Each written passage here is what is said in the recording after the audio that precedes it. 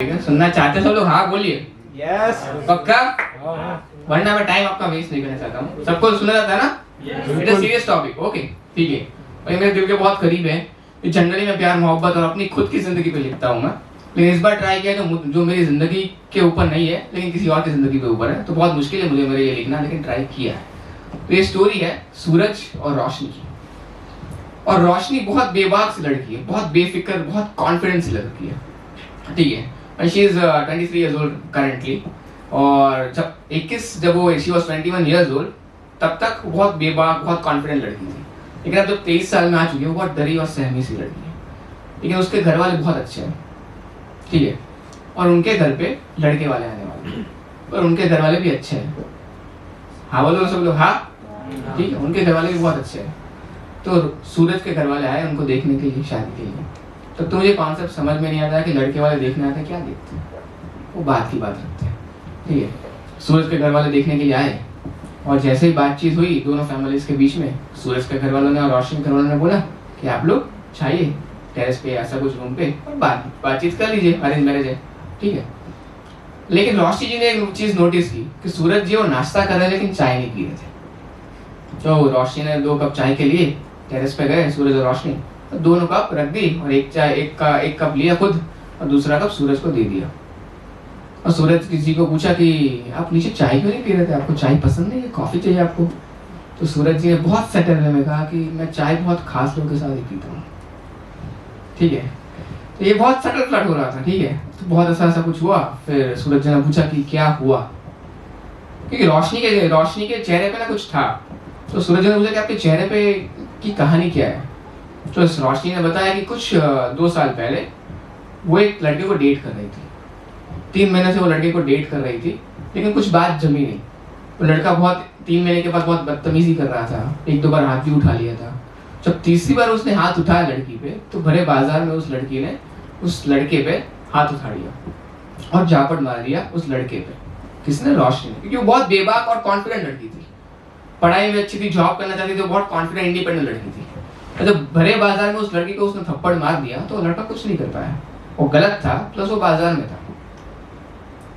कहानी अच्छी ऐसे ही खत्म होनी चाहिए, लेकिन ऐसे होती नहीं। नेक्स्ट दिन जब रोशनी अपने दोस्तों के साथ जा रही थी कॉलेज पे, कुछ दोस्तों के साथ, 2 लड़के आए, ठीक है। दोनों ने हेलमेट पहना हुआ था बाइक पे।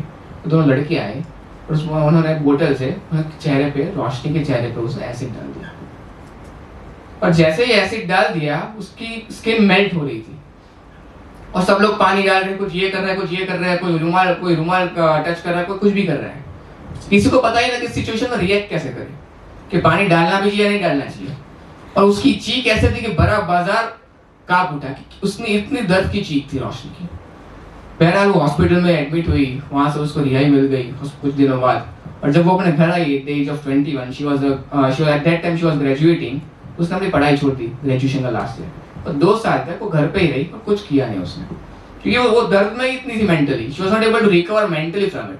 Physically she may have recovered, her skin was burned, but mentally she was not out of that situation, because वो लड़के ने बहुत गंदी हरकत की थी। और जब ये बात चल रही थी तो सूरज को ये सब बात बताई। सूरज ने सुना इत्मीनान से, और जनरली सिंपैथी हम लोग देते हैं ऐसा कुछ चीजों में, लेकिन सूरज ने सिंपैथी नहीं दी। सूरज ने बोला कि तो फिर वो लड़का जीत गया ना। अब मोड़ यहाँ आता है कहानी का। सूरज ने बोला रोशनी से, फिर तो वो लड़का जीत गया। रोशनी वाज वेरी शॉक्ड, ऐसा कैसे बोल सकता है ये? इतना सेंसिटिव और वल्नरेबल बात थी जो रोशनी ने कभी किसी को नहीं की थी। रोशनी को पहले भी लड़के देखने के आए थे, लेकिन सब लोगों ने रिजेक्ट कर दिया बिकॉज ऑफ द फेस। लेकिन सूरज ने सब कुछ सुना, और सूरज ने बोला कि लड़का जीत गया। तो रोशनी ने बोला वो लड़का कैसे जीत गया? तो सूरज ने इत्मीनान से कहा कि उस तरह सिर्फ तुम्हारे चेहरे पर एसिड डाला था, जिससे बहुत दर्द हुआ, तुम्हारा चेहरा थोड़ा सा बिगड़ गया, लेकिन वो जीत इसलिए गया है क्योंकि तुमने अपनी जिंदगी जीना छोड़ दिया है, तुमने अपनी पर्सनालिटी खो दी है, तुमने अपना एजुकेशन छोड़ दिया, अपनी जॉब छोड़ दी, तुम्हारे जो ड्रीम्स थे वो छोड़ दिया, तुम्हारे पापा ने तुम्हारे लिए कितने ड्रीम्स देखे थे वो सब छोड़ दिया, और तुम 2 साल से घर पर ही हो। तो boy has won because you are sitting at your home. वो बहुत स्ट्रक किया रोशनी के माइंड में, और रोशनी ने पूछा तो फिर मैं, क्योंकि उसको बहुत भरोसा आ गया सूरज पे, क्योंकि उसने बहुत सही बात की थी, ऐसी बात कभी किसी ने ना की थी ना किसी ने सुनी भी थी उसकी कहानी। तो रोशनी ने पूछा कि मैं जीत कैसे सकती हूँ? तो सूरज ने कहा कि काम करो, तो अपना ग्रेजुएशन वाला कोर्स वापस शुरू करो, थर्ड ईयर का मास्टर्स कंप्लीट करो और जॉब करो। हम दोनों एक रिश्ते में आएंगे ज़रूर, अभी भी आएंगे, लेकिन तुम अपनी पहले तुम खुद को पाओ। और वो कुछ लाइंस लिखी थी सूरज ने उसके लिए। ये लाइंस थी कि जब भी चांद पूरा होता है ना, बहुत मुकम्मल लगता है। कि जब भी चांद बहुत पूरा होता है, बहुत मुकम्मल लगता है, लेकिन जब चांद आधा होता है, उसमें दाग होते हैं ना, बहुत बेखूबसूरत लगता है।